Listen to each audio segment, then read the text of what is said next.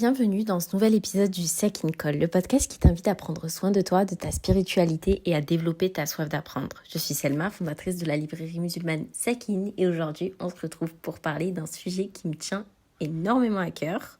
Je sais pas si je dis ça à chaque épisode, mais c'est pas grave. Mais je voulais qu'on parle de l'importance d'avoir une bibliothèque avec des livres musulmans à la maison. On va voir ensemble pourquoi c'est un trésor pour votre foi, pour celle de vos enfants et même pour votre quotidien.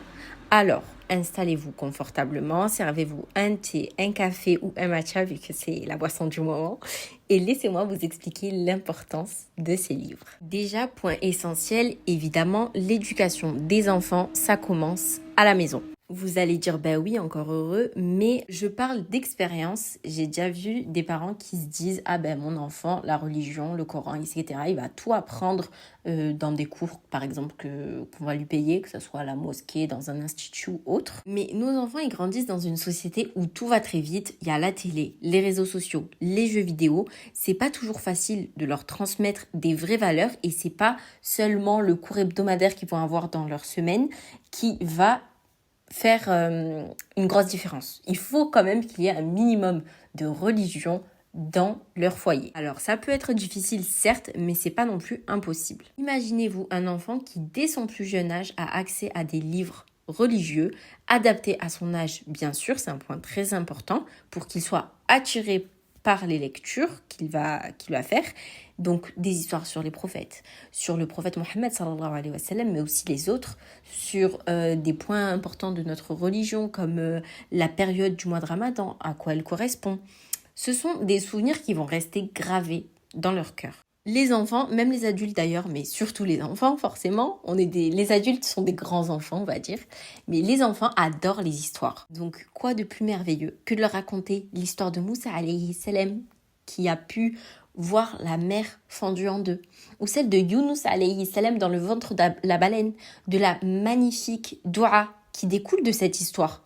Ou encore l'histoire de la petite fourmi face à l'armée de Sulayman alayhi salam.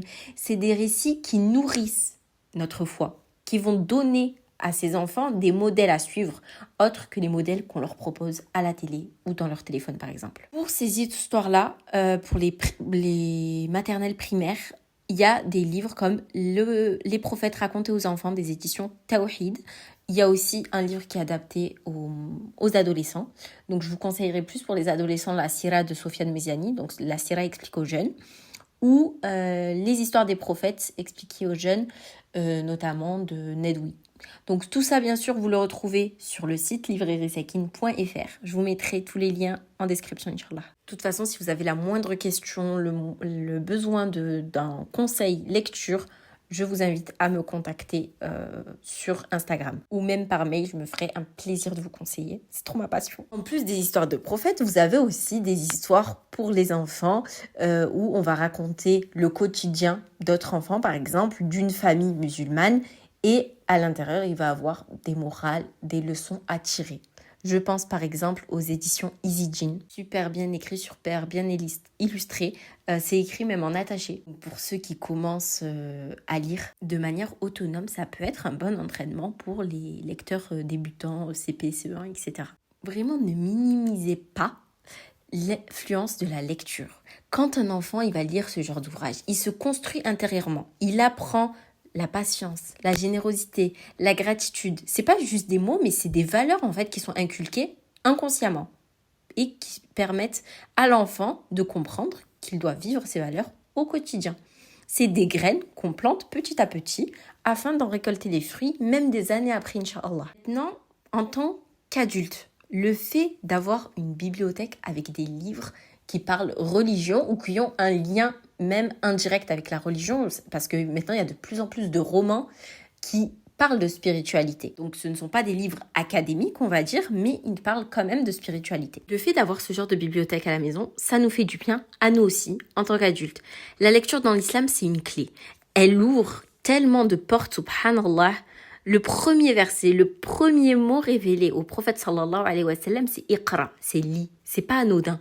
Lire, méditer, réfléchir, c'est un acte d'adoration. Combien de fois on se sent fatigué, triste, perdu? Je peux vous assurer, par expérience, que la lecture, dans ces moments-là, ça peut vous faire tellement de bien. Ça peut vous donner des conseils, le fait de se plonger dans un livre, dans une histoire, ça peut vous permettre de vous évader. Et je vous assure, je pèse mes mots encore une fois.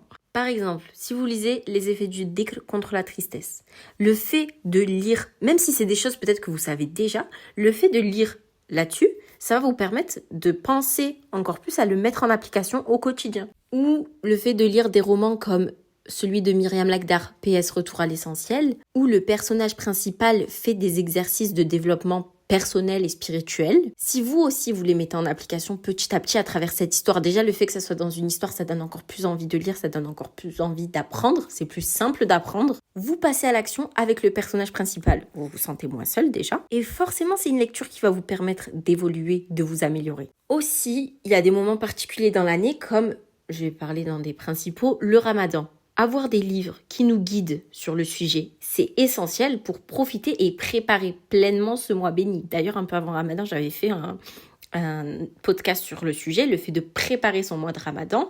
Il y a des livres qui vous permettent de préparer ce mois-là, de mettre des actions concrètes en place, comme 30 actions pour profiter du Ramadan, ou même pour les plus petits, le fait de leur apprendre dès leur plus jeune âge l'importance du mois de Ramadan, avec les éditions notamment Bébé Ali. Donc c'est le livre Bébé Ali à la découverte du mois de Ramadan. Ça va être un livre coloré avec des illustrations où on apprend au tout petit cette ambiance spirituelle de ce mois sacré. Donc d'un côté on va faire la lecture du soir, un classique on va dire pour les enfants, et en même temps on sème des graines spirituelles. Au final, c'est pas seulement des lectures, c'est pas seulement des livres, c'est des compagnons de route pour votre enfant. Il aura des outils sur lesquels il pourra compter, Inch'Allah, au quotidien. Et il y a des livres aussi qu'on garde, je pense que c'est des outils qu'on va garder dans notre bibliothèque et auxquels on va se référer à chaque fois qu'on en aura besoin, comme des espèces d'encyclopédies. Là, le premier qui me vient en tête, c'est peut-être pas le meilleur exemple, mais je pense à Médecine spirituelle d'Ibn Daoud. En fait, c'est une sorte d'encyclopédie, mais super bien faite, très jolie pour les gens qui aiment le visuel, et très accessible, facile à comprendre, mais on va parler des maladies spirituelles du cœur comme des maladies physiques, c'est-à-dire on va nous donner les symptômes de la maladie, les caractéristiques et quels sont les traitements pour se soigner de cette maladie. À chaque fois, il y a des tableaux, des schémas, c'est super bien fait, je suis trop fan de ce livre. Donc c'est peut-être pas un livre qui va raconter une histoire qu'on va lire comme ça d'une traite, mais c'est un livre auquel on va se référer à chaque fois, qu'on va avoir besoin de purifier son âme, purifier son cœur. Ou si on a besoin de faire une introspection, on va peut-être se référer à ce livre pour dire « Ok, là, je pense que si je suis honnête avec moi-même, j'ai ce défaut-là, j'aimerais travailler là-dessus. » Et on utilise ce livre justement pour voir si on est sur la bonne route, c'est-à-dire en regardant les caractéristiques, et comment est-ce qu'on peut s'améliorer. Bien sûr, tous les conseils, les exemples qui sont donnés, c'est référé. On se réfère au Coran et à la Sunna. Qu'Allah nous permette d'être de meilleures personnes. Dites amin, s'il vous plaît. Et en troisième point aussi, l'importance d'avoir des livres musulmans, on va dire, chez soi, c'est le fait de créer un foyer musulman avec une base spirituelle saine et solide. Imaginez, vous rentrez chez vous, dans votre salon, dans la chambre de vos enfants, vous voyez des étagères avec ces livres-là. Un Coran, mais pas que. Une sira, des histoires pour les enfants. Je vous assure que ça change tout. Je vois la différence entre les foyers qui en ont et ceux qui n'en ont pas.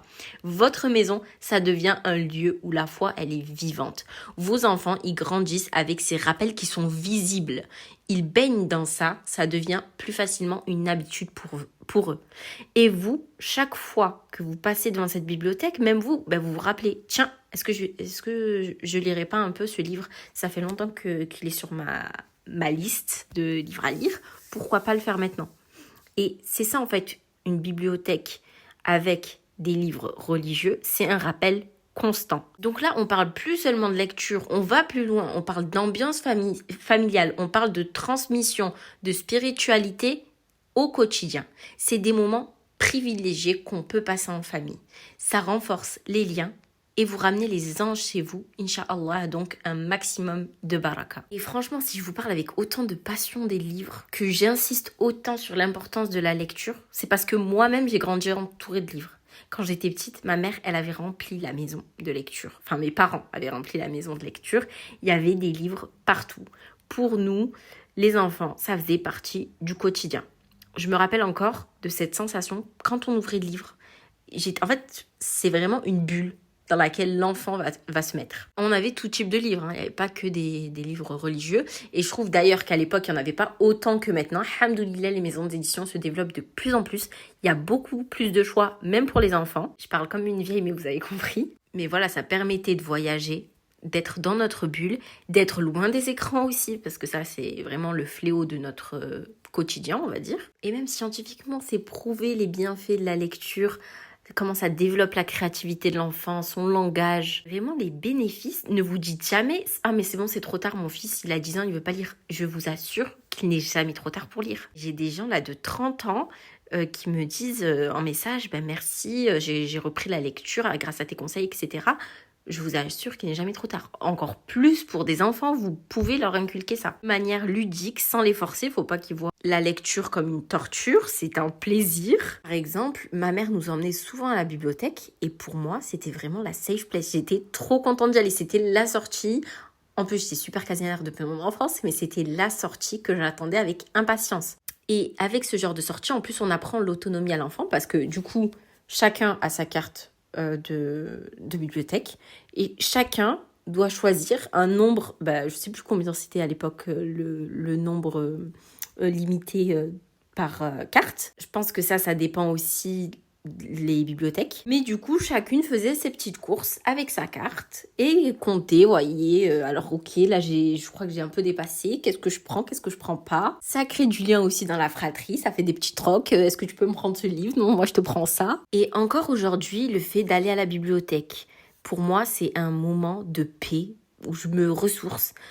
Et vraiment, même quand je voyage, je veux absolument aller voir soit une librairie, soit une bibliothèque. Ça fait partie de ma to-do list de choses à faire. Et c'est aussi ça qui m'a poussée à créer la librairie Sakin. C'est pour transmettre ce goût de la lecture et de la découverte, mais aussi aider les familles musulmanes à avoir accès à des ouvrages qui nourrissent la foi et le cœur des petits et des grands. Que vous ayez des maternelles, des ados ou même pour vous en tant qu'adultes, il y a des ouvrages pour vous accompagner. Parce que je sais par expérience à quel point les livres peuvent transformer des vies. Ils peuvent vous aider à trouver votre voie, renforcer votre foi, vous reconnecter avec vos racines, avec vos valeurs.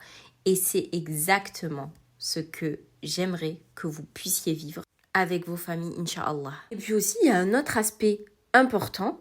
Acheter des livres dans une librairie musulmane, c'est pas seulement un achat, c'est aussi un acte d'engagement. Engagement dans plusieurs points. Déjà, la lecture, ça peut permettre de défendre une cause. Il y a un devoir de mémoire. Par exemple, pour les peuples opprimés, le fait d'avoir des livres sur le sujet, on transmet leur histoire. Ça permet d'agir d'une certaine manière en transmettant ce qu'ils vivent. Mais il y a aussi un acte d'engagement en soutenant un projet communautaire. On participe à la diffusion de savoir et on permet à ce que des familles musulmanes dans notre pays puissent accéder facilement à des livres islamiques authentiques. Oui, évidemment, il y a des livres que vous pouvez trouver partout, dans des grandes librairies, mais le fait d'acheter dans une librairie musulmane vous permettait de développer des projets de la communauté. On va dire que c'est un cercle vertueux. Et dans la chaîne, on évite tout risque de donner de l'argent à des entreprises peu éthiques. Sans rentrer dans les détails, bien sûr. Maintenant, les librairies musulmanes se développent de plus en plus pour vous simplifier la vie. Vous avez les livraisons partout en France et même ailleurs. La librairie Sakin vous propose même des remises en main propres à Avignon. Donc voilà, je vous laisse le site en description. En tout cas, j'espère que vous avez compris, quand je vous parle de bibliothèque, je ne parle pas seulement de rangement ou de décoration. C'est vraiment un héritage, un trésor, un refuge, un endroit où vous et vos enfants, vous pourrez toujours revenir pour trouver de la paix, de l'inspiration. Donc voilà, la Sakin Family, on a vu ensemble pourquoi c'est essentiel d'avoir une bibliothèque islamique chez soi, pour transmettre la foi à nos enfants, pour se rapprocher d'Allah à travers la lecture, pour créer un foyer inspirant, apaisant Et pour soutenir notre communauté, chaque livre que vous ajoutez dans votre bibliothèque, c'est comme une graine que vous plantez dans votre cœur et dans celui de vos enfants. Ces graines, avec le temps, ça donne de magnifiques fruits de foi, de piété et de lumière, Inch'Allah. Alors si vous ne savez pas par où commencer ou si vous voulez enrichir votre collection, je vous invite à visiter le site librairiesekin.fr. Vous y trouverez des ouvrages soigneusement sélectionnés pour les enfants, pour les ados, pour les adultes et pour chaque étape de votre cheminement spirituel. Je pense vraiment que vous ne devriez pas remettre ça à demain. Commencez dès aujourd'hui pour bâtir votre foi, Inch'Allah. Merci beaucoup d'avoir écouté jusqu'au bout. Si cet épisode t'a plu, je t'invite à laisser 5 étoiles sur ta plateforme d'écoute. On se retrouve très vite pour un nouvel épisode. Salam alaikum.